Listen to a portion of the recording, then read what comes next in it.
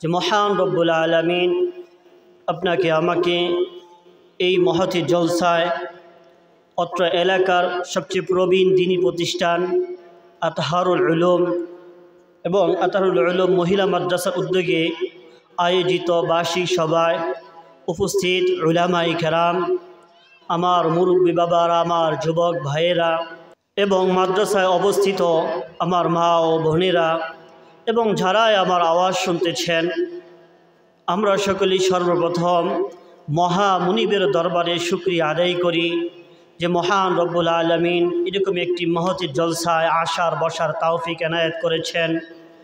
এই জন্য আমরা সকলে অন্তরস্থল থেকে মহামুনিবের দরবারে শুকরিয়া আদায় করি। সকলে বলি আলহামদুলিল্লাহ। আমরা যদি সদা সর্বদা মালিকের শুকরিয়া আদায় করতে পারি, তাহলে কিন্তু আল্লাহ তাআলা আমার আপনাকে যে নিয়ামত দান করেছেন, এই নিয়ামতকে আল্লাহ তাআলা আরও বৃদ্ধি করে দিবেন।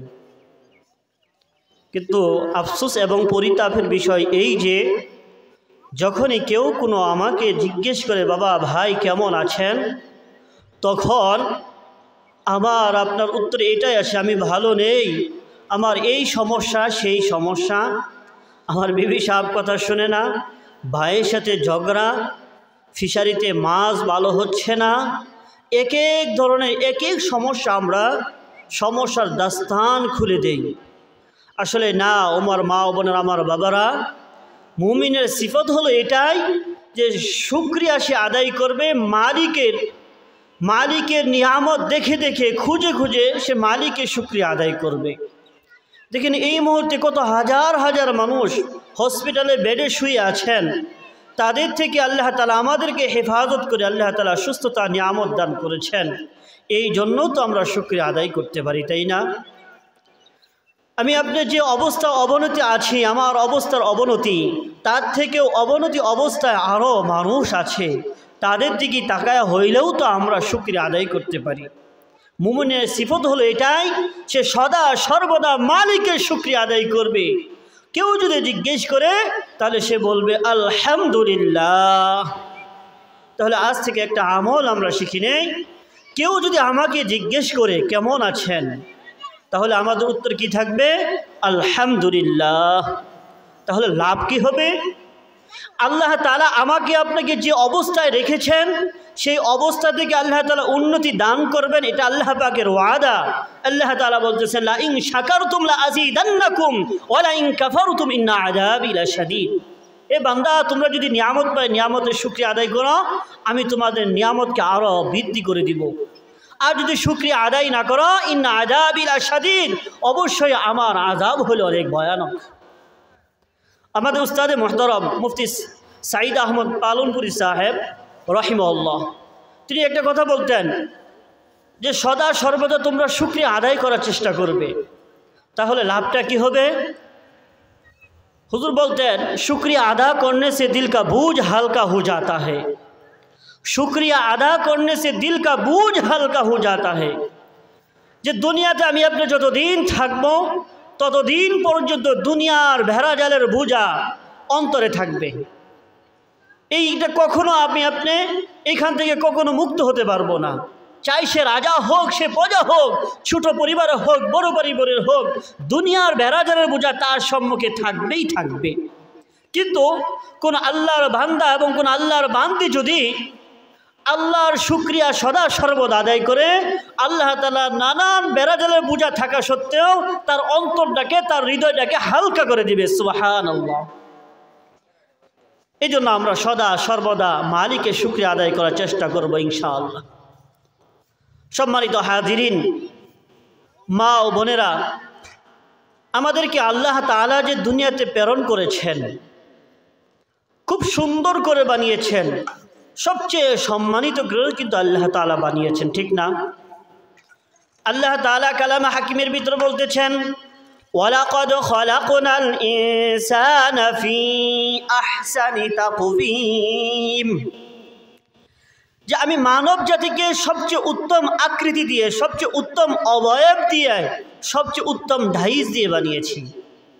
আল্লাহ তাআলা কিন্তু আমাকে আপনাকে সবচেয়ে উত্তম ডাইস দিয়ে, সবচেয়ে উত্তম অবয়ব দিয়ে, সবচেয়ে উত্তম আকৃতি দিয়ে আমাকে আপনাকে বানিয়েছেন।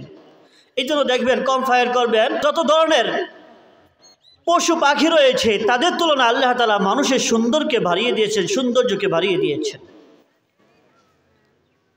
সাথে সাথে আল্লাহ তাআলা আমাকে আপনাকে সবচেয়ে বেশি সম্মানিত করে বানিয়েছেন। আল্লাহ তাআলা এই মর্মে সূরাতুল বনি ইসরাঈলে বলতেছেন, ওয়ালাকাদ কাররামনা বনি আদম। আল্লাহ তাআলা বলতেছেন যে আমি মানব জাতিকে সবচেয়ে সম্মানিত করে বানিয়েছি। তাহলে আল্লাহ তাআলা আমাকে আপনাকে সবচেয়ে সৌন্দর্য অবয়ব দিয়ে বানিয়েছেন, সবচেয়ে সম্মানিত করে বানিয়েছেন। এখন আসেন মা ও বোনের, আমার বাবারা, আল্লাহ তাআলা যে এত সম্মানিত করে বানাইলেন, এত সৌন্দর্য দিয়ে, তার কারণটা কি? কারণ তো অবশ্যই আছে না? দেখেন, আমি আপনি একটা কাজ করি, প্রত্যেকটা কাজের ভিতর একটা অন্তর্নিহিত আছে, কোনো একটা কারণ থাকে। যদি কারণ ছাড়া কাজ করি তাহলে সেটাকে আমাকে আপনি পাগল বলবেন। যদিও সামনে না বলেন, পিছনে যায় বলবেন যে হুজুর পাগল হয়ে গেছে, কোনো কারণ ছাড়া কাজ করতেছে এমনি। আর আমাদের আহকামুল হাকিমিন, সমস্ত বাদশার বাদশাহ, আমাদের মালিক আমাদেরকে দুনিয়াতে প্রেরণ করবেন, পাঠাইবেন এমনি না। মা ও বোনেরা, আমার বাবারা, আমাদেরকে কিন্তু এমনি আল্লাহ বানাই নাই, এমনি পাঠাই নাই। অবশ্যই এর পিছনে কোনো কারণ আছে, কেন বানাইলেন? এই প্রশ্নের জবাবে আল্লাহ তাআলা সূরাতুজ জারিয়াত 56 আয়াতে আল্লাহ তাআলা বলতেছেন, ওয়ামা খালাকুতুল জিন্না ওয়াল ইনসা ইল্লা লিয়াবুদুন। আল্লাহ তাআলা সূরাতুজ জারিয়াত 56 আয়াতে বলতেছেন, ওয়ামা খালাকুতুল জিন্না ওয়াল ইনসা ইল্লা লিয়াবুদুন। আল্লাহ তাআলা আমাকে আপনাকে কেবলমাত্র শুধুমাত্র আল্লাহর ইবাদতের জন্য বানিয়েছেন। শুধুমাত্র আল্লাহর ইবাদতের জন্য আমাকে আল্লাহ তাআলা সম্মানিত করে বানিয়েছেন, ইবাদতের জন্য, আল্লাহর ইবাদতের জন্য। আল্লাহ তাআলা সৌন্দর্য দিয়ে বানিয়েছেন আল্লাহর ইবাদতের জন্য। দেখেন, আফসোস এবং পরিতাপের বিষয় এটা যে আমার আপনার দুনিয়াতে যা লাগে 24 ঘন্টার ভিতর যা প্রয়োজন সব কিছু হচ্ছে, কিন্তু মালিক আমাকে যে উদ্দেশ্যে বানিয়েছেন সেই কাজটাই হচ্ছে না। তো আমার আপনার শরীরের জন্য, চলার জন্য ঘুমের প্রয়োজন, আমি কিন্তু ঠিকই ঘুমিয়ে নেই। আমার খাবারের প্রয়োজন, আমি ঠিকই 3 বেলা খাচ্ছি। আমার ঘুমানোর জন্য বাসস্থানের প্রয়োজন, বাসস্থান অবশ্যই ব্যবস্থা হচ্ছে। দুনিয়া যা যা প্রয়োজন সব কিছুই আমার আপনার ব্যবস্থা হচ্ছে। দুনিয়া চলার জন্য যা যা লাগে সব ব্যবস্থা হচ্ছে, কিন্তু যে উদ্দেশ্যে আমার মালিক আমাকে বানাইলেন সেই উদ্দেশ্যে যেই হচ্ছে না, সেটি হলো ইবাদত। আমাকে আপনাকে তো দুনিয়াতে শুধু খাবার জন্য দুনিয়াতে পাঠাই নাই, এর জন্য বহুত পশু পাখি আছে। আমাকে শুধু ঘুমানোর জন্য আল্লাহ তাআলা দুনিয়াতে পাঠান নাই, এর জন্য অনেক প্রাণী আছে, তারা দিনকে দিন ঘুমায়। শুধু দুনিয়া অর্জনের জন্য বানাই নাই, বানিয়েছে কি জন্য? আল্লাহর ইবাদতের জন্য, আল্লাহর ইবাদতের জন্য। দেখেন, আমার রাত্রে ঘুমের প্রয়োজন আছে, ঠিকই আমি ঘুমাচ্ছি। সকালে খাবারের প্রয়োজন, ঠিকই খাচ্ছি। দুপুরে খাবারের প্রয়োজন, ঠিকই খাচ্ছি। রাত্রে খাবারের প্রয়োজন, ঠিকই খাচ্ছি। আবার ঘুমানোর প্রয়োজন, ঘুমাচ্ছি। পোশাকের প্রয়োজন, ব্যবস্থা হয়ে যাচ্ছে। ঘরের ব্যবস্থা হয়ে যাচ্ছে, সব কিছু হচ্ছে। কিন্তু মালিক ফজরের সময় আমাকে ডাকলো, মুয়াজ্জিনে বলল, হাইয়া আলাস সালাহ, হাইয়া আলাস সালাহ, আসো সফলতার দিকে আসো, আসো নামাজের দিকে আসো, আল্লাহর ইবাদতের দিকে আসো। মালিক আমাকে ডাকলো, কিন্তু আমি সাড়া দিলাম না। জোহরের সময় সাড়া দিলাম না, আসর সাড়া দিলাম না, মাগরিব দিলাম না, ইশা দিলাম না। এইভাবে যাইতে যাইতে আমার দিনকে দিন চলে যাচ্ছে। মালিক আমাকে যেই জন্য বানিয়েছে সেটা হচ্ছে না, বাকি দুনিয়া সব কিছুই হচ্ছে। মা ও বোনেরা, ভাবার বিষয় এটা, মালিক কেন বানাইলেন আর আমার জিন্দেগিটা কোন কাজে ব্যয় হচ্ছে?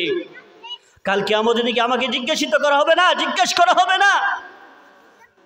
মুসনাদ আহমদের হাদিস, লা তাজুলু কদমা আবদিন ইয়াউমাল কিয়ামাতি হাত্তা ইউসাল আন আরবা আন উমরিহি ফিমা আফনা। কাল কিয়ামতের দিন কোনো ব্যক্তিকে 4টা প্রশ্নের জবাব না দেওয়া পর্যন্ত 1 কদম অগ্রসর হতে পারবে না। তার মধ্যে 1 নম্বর হলো আন উমরিহি ফিমা আফনা, তুমি তোমার জীবনটাকে কোন কাজে ব্যয় করেছো? আজকে জবাব দিয়ে যাও, আমার জীবনটা কোন কাজে যাইতেছে?